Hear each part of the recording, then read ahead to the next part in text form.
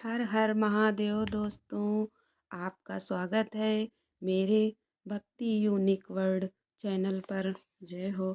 और मैं आपको शिव पुराण से सुनाने जा रही हूँ कि गुरु से मंत्र लेने तथा उसके जप करने की विधि, 5 प्रकार के जप तथा उनकी महिमा, मंत्र गणना के लिए विभिन्न प्रकार की मालाओं का महत्व तथा उंगलियों के उपयोग का वर्णन, जप के लिए उपयोगी स्थान तथा दिशा, जप में वर्जनीय बातें, सदाचार का महत्व, आस्तिकता की प्रशंसा तथा पंचाक्षर मंत्र की विशेषता का वर्णन।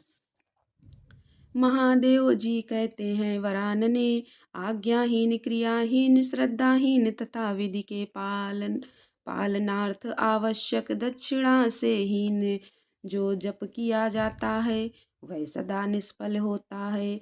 मेरा स्वरूप भूत मंत्र यदि आज्ञा से सिद्ध, क्रिया सिद्ध और श्रद्धा सिद्ध होने के साथ ही दक्षिणा से भी मुक्त हो तो उसकी सिद्धि होती है और उससे महान फल प्राप्त होता है। शिष्यों को चाहिए कि वह पहले तत्ववेत्ता, आचार्य, जपशील, सद्गुण संपन्न, ध्यान योग परायण एवं ब्राह्मण गुरु की सेवा में उपस्थित हों। मन में शुद्ध भाव रखते हुए प्रयत्न पूर्वक उन्हें संतुष्ट करें। ब्राह्मण साधक अपने मन, वाणी, शरीर और धन से आचार्य का पूजन करें।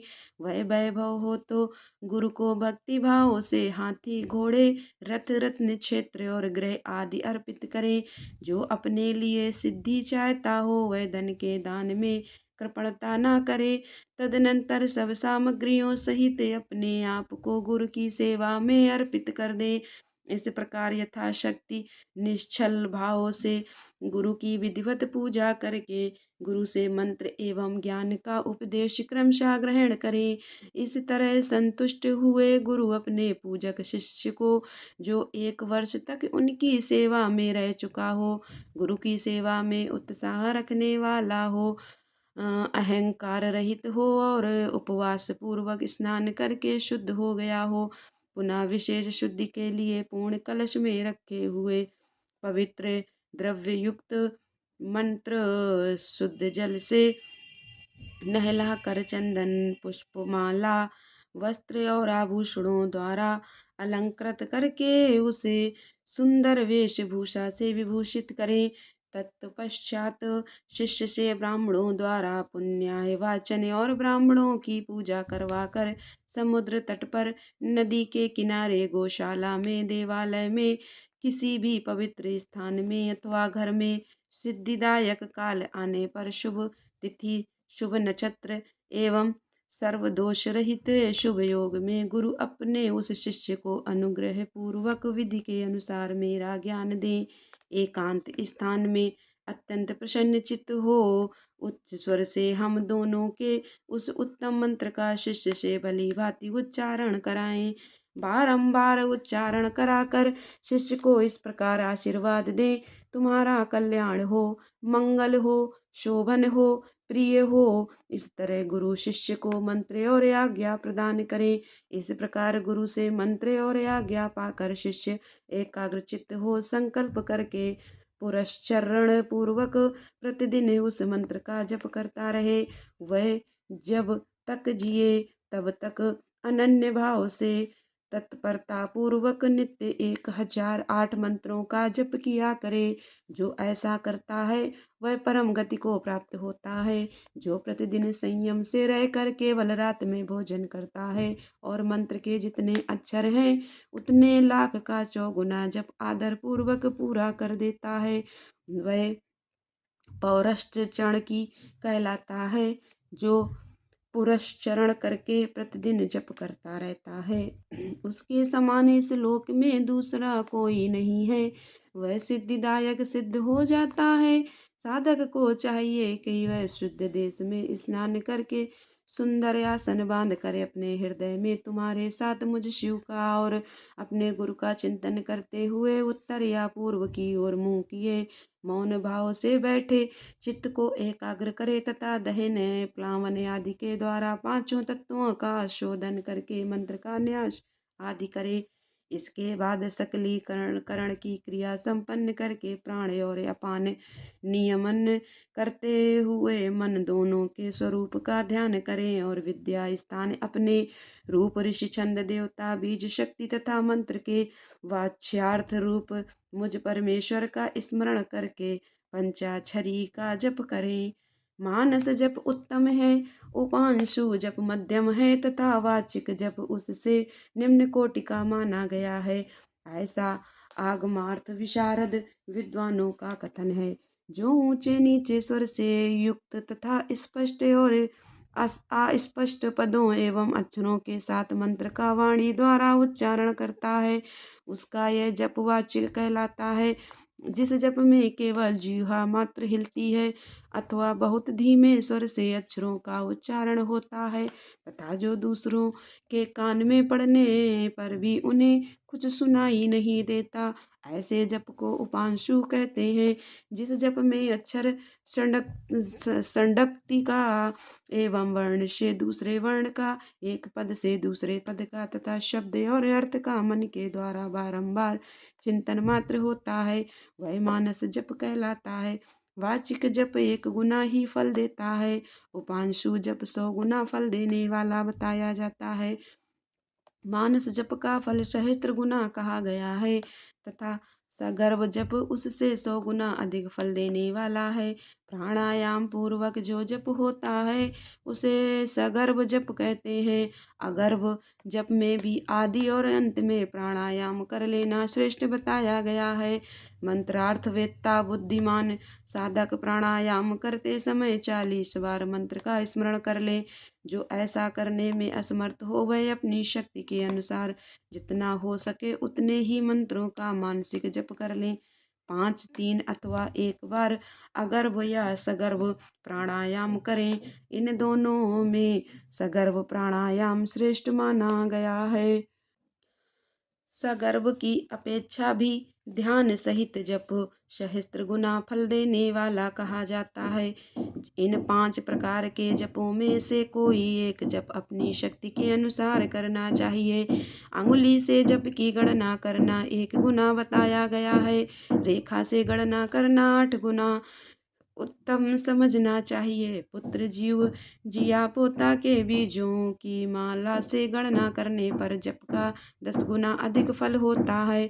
शंख के मन को से 100 गुना, मूंगों से 1000 गुना, स्फटिक मणि की माला से 10,000 गुना, मोतियों की माला से लाख गुना, पद्याक्ष से 10 लाख गुना और सुवर्ण के बने हुए मनकों से गणना करने पर कोटि गुना अधिक फल बताया गया है। कुश की गांठ से तथा रुद्राक्ष से गणना करने पर अनंत गुने फल की प्राप्ति होती है। 30 रुद्राक्ष के दानों से बनाई गई माला जप कर्म में धन देने वाली होती है। 27 दानों की माला पुष्टिदायिनी और 25 दानों की माला मुक्तिदायिनी होती है। 15 रुद्राक्षों की बनी हुई माला अभिचार कर्म में फलदायक होती है। जप कर्म में अंगूठे को मोक्षदायक समझना चाहिए और तर्जनी को शत्रुनाशक, मध्यमा धन देती है और अनामिका शांति प्रदान करती है। 108 दानों की माला उत्तमोत्तम मानी गई है। 100 दानों की माला उत्तम है और 50 दानों की माला मध्यम होती है। 54 दानों की माला मनोहारिणी एवं श्रेष्ठ कही गई है। इस तरह की माला से जप करें, वह जप किसी को दिखाए नहीं। कनिष्ठिका का अंगुली अक्षरणी जप के फल को क्षरित नष्ट न करने वाली मानी गई है, इसलिए जप कर्म में शुभ है।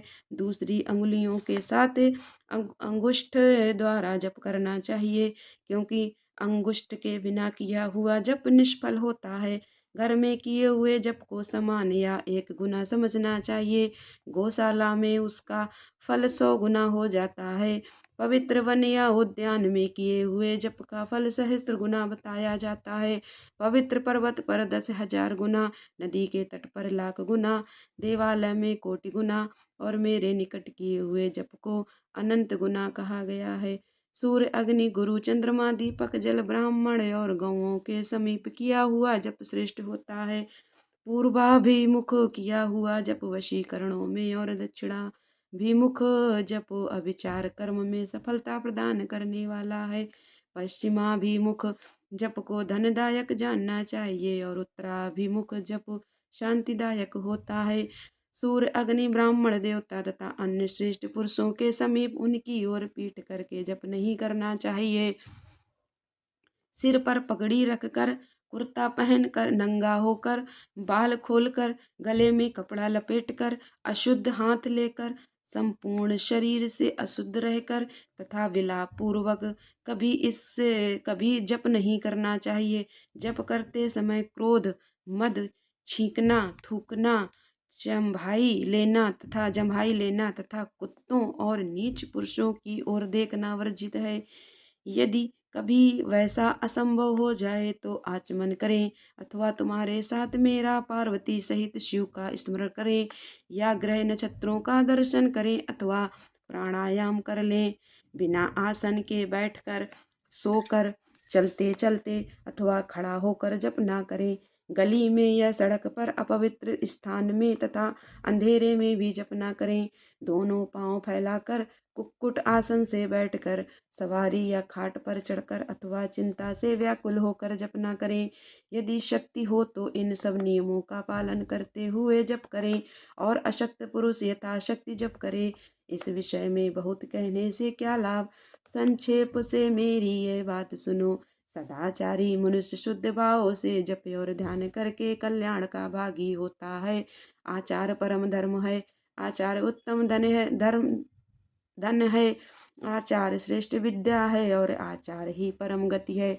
आचारहीन पुरुष संसार में निंदित होता है और परलोक में भी सुख नहीं पाता। इसलिए सबको आचारवान होना चाहिए। वेदज्ञ विद्वानों ने वेद शास्त्र के कथानुसार जिस वर्णन के लिए जो कर्म विहित बताया है, उस वर्ण के पुरुष को उसी कर्म का सम्यक आचरण करना चाहिए। वही उसका सदाचार है, दूसरा नहीं। सत्य पुरुषों ने उसका आचरण किया है, इसीलिए वह सदाचार कहलाता है। उस सदाचार का भी मूल कारण आस्तिकता है। यदि मनुष्य आस्तिक हो तो प्रमाद आदि के कारण सदाचार से कभी भ्रष्ट हो जाने पर भी दूषित नहीं होता। अतः सदा आस्तिकता का आश्रय लेना चाहिए। जैसे इहलोक में सत्कर्म करने से सुख और दुष्कर्म करने से दुख होता है, उसी तरह परलोक में भी होता है। इस विश्वास को आस्तिकता कहते हैं।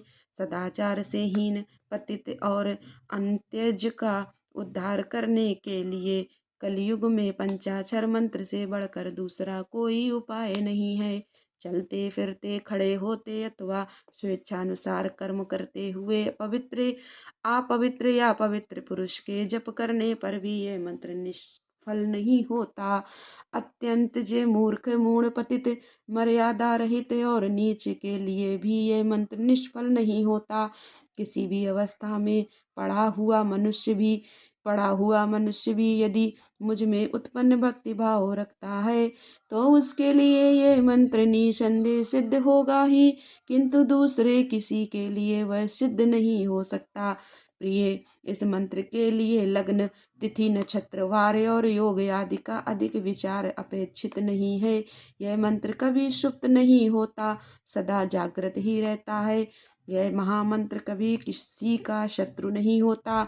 यह सदा सुसिद्ध, सिद्ध अथवा साध्य ही रहे। सिद्ध गुरु के उपदेश से प्राप्त हुआ मंत्र सुसिद्ध कहलाता है। असिद्ध गुरु का भी दिया हुआ मंत्र सिद्ध कहा गया है। जो केवल परंपरा से प्राप्त हुआ है, किसी गुरु के उपदेश से नहीं मिला है, वह मंत्र साध्य होता है। जो मुझ में मंत्र में तथा गुरु में अतिशय श्रद्धा रखने वाला है, उसको मिला हुआ मंत्र किसी गुरु के द्वारा असिद्ध हो या असाधित सिद्ध होकर ही रहता है, इसमें संशय नहीं है। इसलिए अधिकार की दृष्टि से विधि युक्त होने वाले दूसरे मंत्रों को त्याग कर विद्वान पुरुष साक्षात परमा विद्या पंचाक्षरी का आश्रय लें। दूसरे मंत्रों के सिद्ध हो जाने से ही यह मंत्र सिद्ध नहीं होता, परंतु इस महामंत्र के सिद्ध होने पर वे दूसरे मंत्र अवश्य सिद्ध हो जाते हैं। महेश्वरी जैसे अन्य देवताओं के प्राप्त होने पर भी मैं नहीं प्राप्त होता, परंतु मेरे प्राप्त होने पर वे सब देवता प्राप्त हो जाते हैं। यही न्याय इन सब मंत्रों के लिए भी है। सब मंत्रों के जो दोष हैं वे इस मंत्र में संभव नहीं है, क्योंकि यह मंत्र जाति आदि की अपेक्षा न रखकर प्रवृत्त होता है। तथापि छोटे छोटे तुच्छ फलों के लिए सहसा इस मंत्र का विनियोग नहीं करना चाहिए, क्योंकि यह मंत्र महान फल देने वाला है। उपमन्यु कहते हैं, यदुनंदन इस प्रकार त्रिशूलधारी महादेव जी ने तीनों लोकों को हित के लिए साक्षात महादेवी पार्वती से इस पंचाक्षर मंत्र की विधि कही थी। जो एकाग्रचित हो भक्ति भाव से इस प्रसंग को सुनता या सुनाता है, वह सब पापों से मुक्त हो परम गति को प्राप्त होता है। हर हर महादेव। दोस्तों, मेरे चैनल को प्लीज़ लाइक सब्सक्राइब जरूर करें।